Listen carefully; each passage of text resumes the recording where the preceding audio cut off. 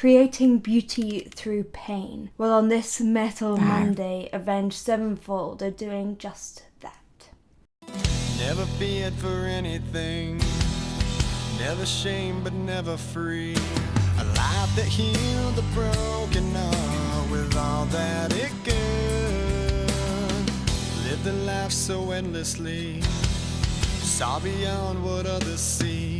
I tried to heal your broken heart with all that I could. There's a lot of nasality. Will you stay? Will you stay away forever? How do I live without the ones I love? Time still turns the pages of the book, it's burned. Place in time, always on my mind. I have so much to say, but you're so far away. I've got the two hats on at the same time here. There's so many interesting vocal things going on, but also this is an incredibly emotional piece, and it's about grief. It's kind of hard to know where to focus this reaction, and I think I'm going to start with the technique. M Shadows has a lot of nasality in his tone. You can find out if you're using nasality by just giving yourself an and if it cuts out when you squeeze your nose, the air is travelling up behind the back of your nose and through your nose. And I think that's what's happening with him there, which gives him this really, really distinct tone. Now, nasality has a bit of a bad reputation. For some people it really, really works. For some people it does not work at all, and it's going to be a bit of a trial and error on your part to see what works for you and your voice. We've all got individual anatomy, but it seems to be working for him, and a lot of that is to do with the placement of his vowels and his consonants. Things like the rhotic R, he's singing on the sound, he's almost getting this pinging harmonic with it, which often happens with an sound. So if you try you might be able to hear that high harmonic. He's kind of getting that at times.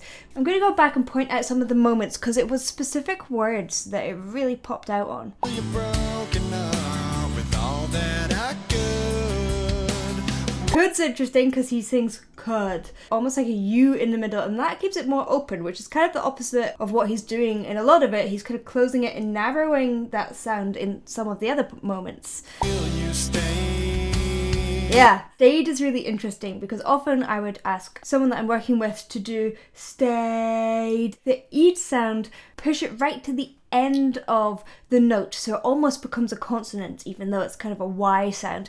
But he's going to the stayed, which makes it narrow and more closed and more focused. It does not work for everyone. It's quite stylistic of like early 2000s metal. Again, it's one of those things that you should trial and see if it works for you. Will you stay away forever? Stay away.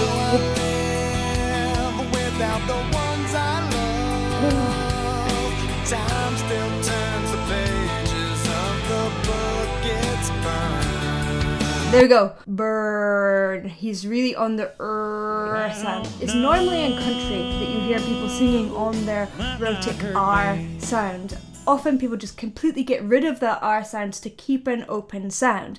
And it works in this area of the voice because it is closer to his speaking range, so he doesn't need to open up and create enough space for that sound to kind of bounce around and be really resonant. Here he can narrow it, and he can be a little bit more creative with how he wants to shape those vowels. We have a few more options in our speaking range. Place in time, always on my mind. I have so much to say, but you're so far away. So interesting. Plans of what our futures hold, foolish lies of growing old. It seems we're so invincible, the truth is so cold. A final song, a last request, a perfect chapter laid to rest. Those are really interesting. He's making that an extra percussive beat afterwards. His voice is both clear in diction and percussive, so it's kind of like a little drum beat in there, which is really cool. But with a song that is so personal, it's also important that we can hear the lyrics. Now and then gonna try to find a place in my mind where you can stay awake forever. How do I live without the ones I love? Time still turns the pages of the book it's burned. Facing time, always on my mind. I have so much to say, but you're so far away. Sleep tight, I'm not afraid. I want to go back and point out the drummer in this music video. Now, the drummer is the Rev, who sadly passed away. And this song was actually written by the guitar player here, Synyster Gates. His real name is Brian, and he actually started writing this song for his grandfather, but when the Rev passed away as well, he finished the song, and it's one of the only songs that is written both lyrically and instrumentally by him. And this was obviously a really horrible grieving time for the band. You know, it's interesting to me because obviously this isn't particularly a metal-y song, but so many of these great metal bands write very amazing sad music. And I think when people sing metal, they're used to expressing those more difficult emotions through music. So when it's turned to something like grief, often the result is heartbreaking. The ones that we love are here with me. Lay away a place for me. 'Cause as soon as I'm done, I'll be on my way. To live eternally.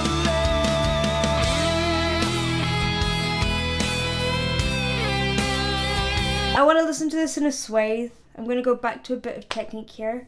It's so hard to do this with these difficult songs like that because I want to tell you about the technique because it's so beautiful, but also like, oh, just, you know, it's hard. It gets me in the soul. So M Shadows in this oozy section has this amazing way of making each note move, and you can see how he's moving through the vowels. He's not opening up and hitting that vowel directly. He's starting from quite narrow, opening up and then closing again, so that it has this kind of chewing gum feeling. And then when you've got Synyster Gates coming in with the guitar there, it then again has that oozy feeling on his guitar playing, so they really match up so well. And there's some interesting things that he's doing with the big notes with his vowels as well for M Shadows. I want to point out that the drum part for this was played by Mike Portney, who was in Dream Theater, and he stepped in because he's someone who's also dealt with addiction and he wanted to help the band out. Lay away a place for me. Place for me. Really placing each of those consonants and moving through them quite slowly. 'Cause as soon as I'm done, I'll be on my way. I love that. Way, where, instead of way, and then he pushes a little out at the end. If you remember earlier on, he was doing things like way and closing, exactly what I was saying. It's much harder. You can't create that big sound when you're on a really narrow vowel like an E. So as you get higher, if you do way, it makes it much bigger and more open and more emotional as well.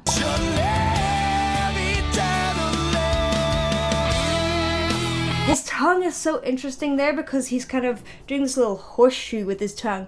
Live! And I think that probably is part of the function of that distortion. I'd be so interested to see what's happening with his distortion there and why his tongue needs to move into that position. Now, there's a little bit of this research coming out now. Check out The Charismatic Voice, actually. She's done some great work with Will Ramos looking at what he's doing with his voice, and a lot of this comes intuitively or gets worked out over time by these amazing artists, but we don't really know what's actually going on in the bodies of those individuals, and there might be some unusual things that they're doing that their anatomy can do and not everyone's can do, or it might be accessible to us all, but we just need to figure out a way to teach that. There are a lot of great distortion teachers out there, so I go check out that video, it's really good. I'll be on my way to live eternally. Eternally.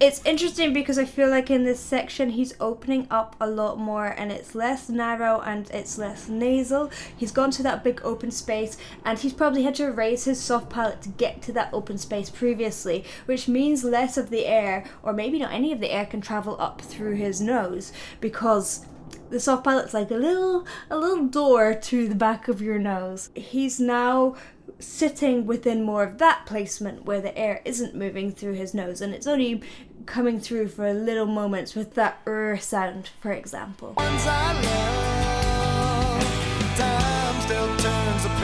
It gives it this build.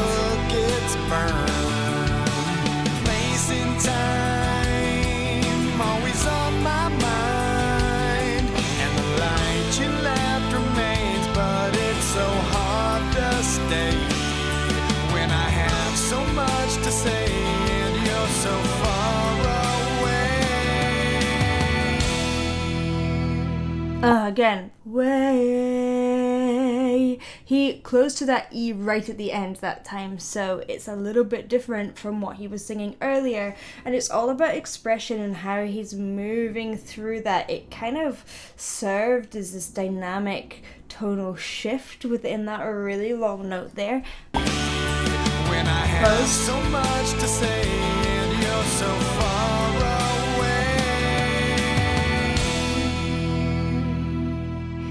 Yeah, he's using it as a diminuendo, a decrescendo, to bring it back into a more kind of intimate place.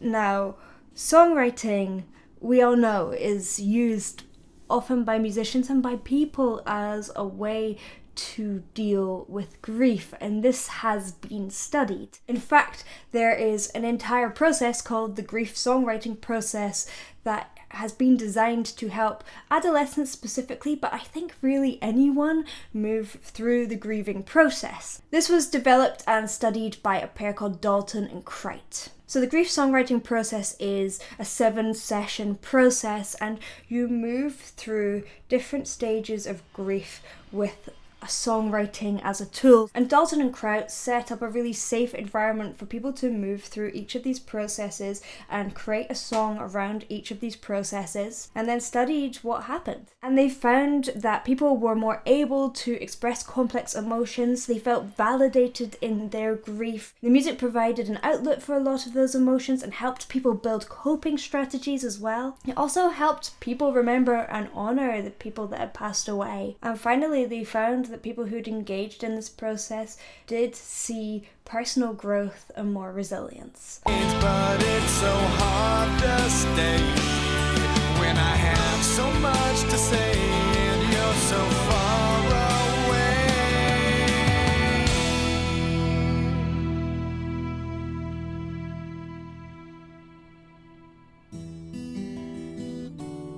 Oh.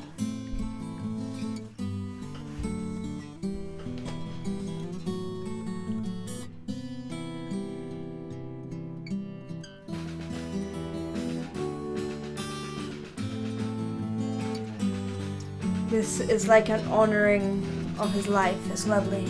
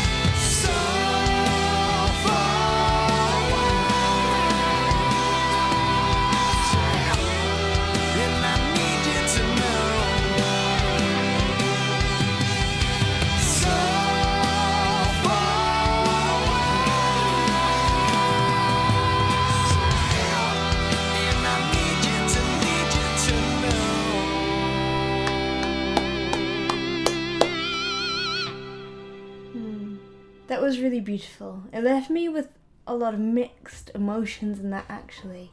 There was such joy in the fact that the Rev had even lived in the first place, and seeing these kind of joyful images, I felt that joy and also the sadness of the loss at the same time. I guess it's an accurate representation of grief, and I'm sure this song has been fantastic healing for both the band and the listeners. Thank you for watching. I hope you enjoyed. If you did, please do like and subscribe. I have also just released my very own album. It's called Fable. It's a story of darkness into light, and the whole album is available on my website bethrose.com and the little tab below, and some of the songs are available here on YouTube and on Spotify, but not all of it yet. Alright, thank you for watching, and I will see you in the next one.